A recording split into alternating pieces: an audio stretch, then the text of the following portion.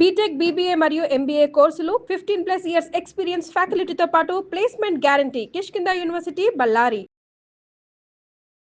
అందరికీ నమస్కారం. నా పేరు మాధురి. మీరు చూస్తుంది సుమన్ టీవీ నెట్వర్క్. ప్రస్తుతం మనతో పాటు ఉన్నారు వాస్తు కన్సల్టెంట్ డాక్టర్ శ్రీ పద్మ గారు. హలో శ్రీ పద్మ గారు. శ్రీ పద్మ గారు, కామన్ గానండి ఈ మధ్య కాలంలో ఎవరి ఇంట్లో చూసినా కూడా, ఎవరి బర్త్డే కన్నా కూడా ఒక ఐడల్ని ఇవ్వడం అన్నది సర్వసాధారణం అయిపోయింది. అదే ఆవు దూడ. ఇది ఇంట్లో ఉంటే చాలా మంచిది అని చెప్పేసి అంటూ ఉంటారు. అంటే దీనివల్ల మనకి కలిసి వచ్చేది ఏముంటుంది, ఇది పెట్టుకోవడం వల్ల ఎలాంటి మంచి జరిగే అవకాశాలు ఉంటాయంటారు అసలు? వాస్తవానికి చూస్తే ఆవు దూడ బొమ్మ మంచిది, దాంట్లో ఎలాంటి సందేహం లేదు. అది మనం ఇవ్వచ్చు, తీసుకోవచ్చు, అది కూడా ఎలాంటి సందేహం లేదు. కానీ అసలు ఇప్పుడున్నటువంటి పరిస్థితి ప్రకారంగా చూస్తే మనం అసలు ఆవుల్ని పెంచుకోవాలి. అసలు ఆవుల్ని పెంచుకునే పరిస్థితే లేకుండా ఉంది మనకి. అంత ప్లేసులు లేవు, అంత ఓపికలు లేవు, వాటిని సాకే అంత డబ్బులు లేవు. కాబట్టి ఇప్పుడున్న పరిస్థితి ప్రకారంగా ఏదో మన సంతృప్తి కొద్ది అని అనుకున్నా కూడా ఆ బొమ్మని మనం పెట్టుకుని ఆవు రూపాన్ని దాంట్లో చూసుకుంటూ ఉంటాం. అయితే అది ఆవు బొమ్మ అనేటువంటిది నిజంగానే ఎంతో మంచి చేసేటువంటి విషయమే ఇది. అయితే ఇది ఈ జనరల్గా ఎక్కడ పెట్టాలి, వాస్తురీత్యా కూడా చూసుకుంటే మనము ఆవుల కోసం అనేటువంటి ఏదైతే షెడ్ మనం వేస్తూ ఉంటామో అది యాక్చువల్గా ఆవు అనే కాదు, అసలు ఏ జంతువుకైనా సరే మీరు వాయువ్య స్థానంలో పెట్టండి అని అంటారు. వాయువ్య స్థానంలో ఆవులకి కానీ బర్రెలకి కానీ వీటికి మంచిది. కానీ ఆవుకి మాత్రం మనం ఈ ఆఖరికి వచ్చి ఈశాన్యంలో పెట్టుకోవచ్చు అని అంటారు. ఇప్పుడు మన ఇంట్లో పెంపుడు జంతువులు ఉంటాయి, లైక్ డాగ్స్ అవి ఉంటాయి, వాటికి డాగ్ హౌజులు కడతారు. ఆ డాగ్ హౌజులు ఎక్కడ కట్టాలి, వాయువ్య స్థానంలో కట్టాలి. అంటే ఉత్తరంగా, అంటే ఆ డాగ్ హౌస్ ఉత్తరం నుంచి దాని ఓపెనింగ్ అనేటువంటిది ఉండాలి. అంటే డాగ్ ఉత్తరం వైపు నుంచి రావాలి డాగ్ హౌస్లోకి. అలా దానికి కొన్ని నియమాలు అనేటువంటి ఉంటాయి. అలాగే ఈ పశువుల శాలలు ఇవన్నీ కూడా ఏవైతే ఉంటాయో వాయువ్య స్థానం, ప్రాపర్టీ యొక్క వాయువ్య స్థానంలో పెట్టాలి అని అంటారు. కానీ ఆవుకి అలాంటి ఇది లేదు. అది ఈశాన్యంలో, ఈస్ట్లో, నార్త్లో చక్కగా దాన్ని పెట్టొచ్చు. ఎందుకు? గోవు నుంచి వచ్చేటువంటి ప్రతి పదార్థము చాలా పవిత్రమైనటువంటిది. అంటే గోమూత్రం కావచ్చు, ఇవన్నీ కూడా అసలు ఆవు అనగానే మనకు ఒక పవిత్రత అనేటువంటిది వచ్చేస్తుంది. అదే మరి డాగ్స్ని అక్కడ ఎందుకు పెట్టకూడదు? ఎందుకు అని అంటే అక్కడ డాగ్స్ని పెట్టడం వల్ల, అంటే జనరల్గా మనం డాగ్ని తెచ్చుకున్నాము, ఆ చిన్న పప్పీస్ని తెచ్చుకుంటాం, వాటికి పాటీ ట్రైనింగ్ అవ్వవు.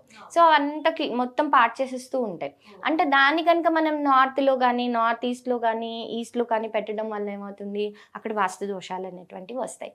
ఎందుకంటే ఆ ప్రదేశాల్లో టాయిలెట్లు కానీ ఇట్లాంటి చర్యలు ఏది కూడా జరగవు కూడదు.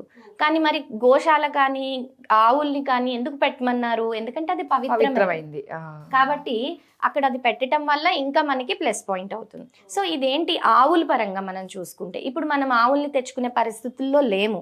కాబట్టి ఇప్పుడు ఆవుల్ని మనం ఎక్కడ పెట్టుకోవాలి? మన ఇంటి యొక్క తూర్పు, ఉత్తరం లేదా ఈశాన్య భాగంలో ఎక్కడైనా సరే, ముఖ్యంగా ఈశాన్యంలో పెడితే చాలా మంచిది. అది ఎలా ఉండాలి? ఆవు ఇలా దాని పక్కన దానికి దూడ ఉంటుంది, ఆ దూడ వైపు తిరిగి ఇలా ఉండాలి. ఉత్తి సింగిల్ ఆవుని ఎప్పుడు పెట్టకూడదు, ఆవుతో పాటు దూడ కంపల్సరీ ఉండాలి. ఇప్పుడు దూడల్లో కూడా మనకి మేలు ఫీమేల్ ఉంటుంది. కోడి దూడ, లేగదూడ. లేగదూడ ఇస్ ఫీమేల్. సో ఇప్పుడు ఎప్పుడు మనకేంటి, చిన్న చిన్న బొమ్మలు కాబట్టి మనం అది ఐడెంటిఫై చేయలేము, కష్టము. కాకపోతే వాస్తవానికి లేగదూడ కనుక అంటే ఫీమేల్ ఇది ఉంటే చాలా బాగుంటుంది అని అర్థం అనమాట. అయితే అది ఐడెంటిఫికేషన్ ప్రాబ్లం కాబట్టి బై డిఫాల్ట్ అది మనం అక్కడ పెట్టుకుందాము, ఆవు దూడ కొంతమంది చిన్ని కృష్ణుడిని కూడా దాంతో పాటు కలిపి పెడుతూ ఉంటారు.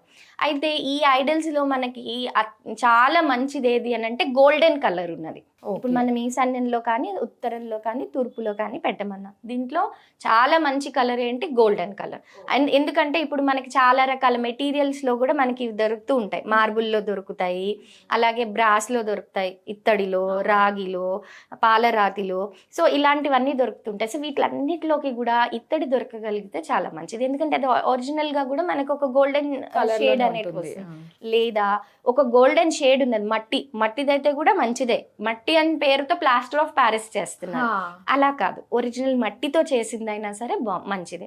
ఇప్పుడు మనకు అందరికీ తెలిసిందే, ఆవు అంటే సకల దేవతలు ఆవులో నిక్షిప్తమై ఉంటారు అని. మెయిన్గా మనము ఎప్పుడు కూడా ఏంటి, అక్కడ వెనుక భాగం, పృష్ఠ భాగంలో లక్ష్మీదేవి ఉంటుంది అనేటువంటి ఇది ఉంది. అయితే మనకి అది లక్ష్మీ పరంగా మనం దాన్ని, అంటే లక్ష్మీదేవి మన ఇంట్లో ఎప్పుడు అలా స్థిరంగా ఉంటుంది ఈ బొమ్మ ఉంటే అని నమ్ముతారనమాట. అయితే ఇంకొంతమంది ఏం చేస్తారు, ఈ ఆవు దూడ బొమ్మని దేవుడి గదిలో కూడా పెట్టుకుంటారు. అంటే తూర్పు, ఉత్తర, ఈశాన్య భాగాలే కాకుండా మనం చక్కగా దేవుడి గదిలో పెట్టుకుంటే రోజు పూజ చేసుకోవచ్చు, ముక్కోటి దేవతలకి పూజ చేసినట్టు ఉంటుందనే ఉద్దేశంతో కూడా పెట్టుకుంటారు, తప్పులేదు, పెట్టుకోవచ్చు.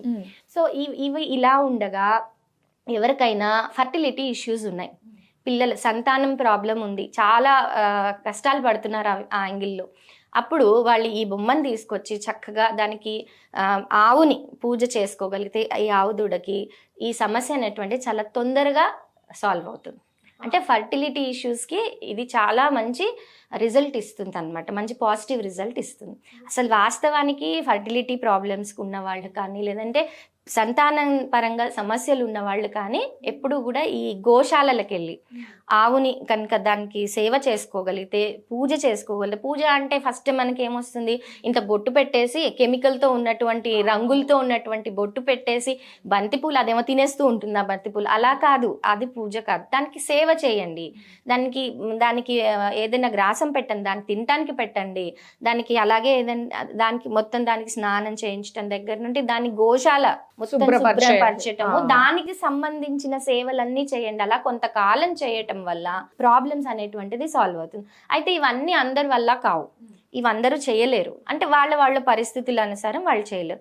అలాంటప్పుడు మనం ఏం చేయాలి అని అంటే ఈ బొమ్మను తెచ్చుకుని మనం దీనికి నిత్య ఆరాధన, అంటే పూజ అంటే మళ్ళీ దానికి ఏదో పువ్వులు దండలు వేసి కాదు, దాన్ని మనను సేవిస్తున్నట్టుగా, అంటే మనస్ఫూర్తిగా దాన్ని ఇష్టపడుతున్నట్టుగా మనం అనుకుని దానికి పూజ చేయాలి. అంటే ప్రెసెంట్ ఉన్న పరిస్థితులకి అది అవ్వదు కాబట్టి ఆ విధంగా మనం విగ్రహ రూపంలో పెట్టుకొని చేసుకోవాలి. ఇప్పుడు భగవంతుడికి కూడా ఆకారం ఉండి పూజించే వాళ్ళు కొంతమంది అయితే, భగవంతుడికి ఆకారం అనేది లేదు, నిరాకారుడు అనేటువంటి వాదించే వాళ్ళు 2 రకాలు ఉన్నారు. అయితే ఇది అసలు ఒక బొమ్మను పెట్టి కొలవటం అనేది ఎందుకు జరుగుతుంది, ఎందుకంటే ప్రతి ఒక్కళ్ళకి అంత మైండ్ కాన్సన్ట్రేషన్తో ఉండదు, కాన్సన్ట్రేషన్ పెట్టి ఆ భగవంతుడిని ఊహించుకుంటూ ఆయనను ఆరాధించడం అనేది చేయలేరు.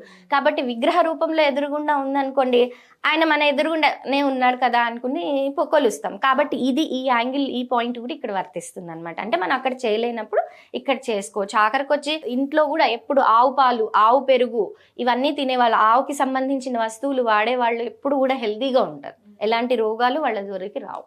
చాలా బాగా చెప్పారండి. అండ్ ఇందులో ఒక పాయింట్ మాత్రం అండర్లైన్ చేసుకుని మరీ వినాలి ప్రతి ఒక్కళ్ళు, ఏంటంటే కెమికల్స్, బొట్లు, కుంకుమ, పసుపు అన్ని వేసేసి చేస్తూ ఉంటారు. సో దానికి చాలా ఇబ్బంది అవన్నీ కూడా. అవి లేకుండా సేవ చాలా రకాలుగా ఉంటుంది, ఆ విధంగా చేసుకోవచ్చని మంచి విషయం తెలియజేశారు. థ్యాంక్ యూ సో మచ్ అండి.